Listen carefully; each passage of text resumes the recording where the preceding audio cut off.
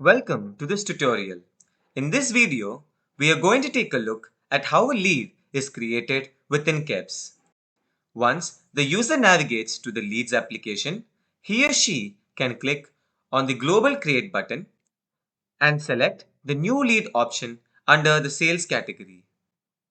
Once selected, the creation form appears.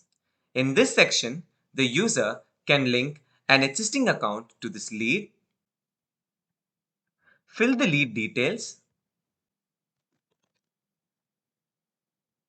assign a lead owner, assign a sales owner, mention the sales unit, select the probability of conversion, link existing contacts or add new ones, and navigate to the next section once all the mandatory fields are filled. In this section, the user can choose the line of business and the modules offered. These selections will later be reflected within the view hierarchy section of the lead. Finally, the user can adapt a template of actions to be done within the lead.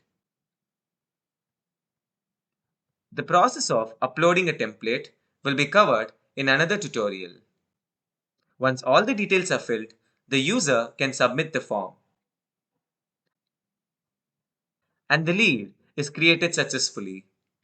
Thank you for watching.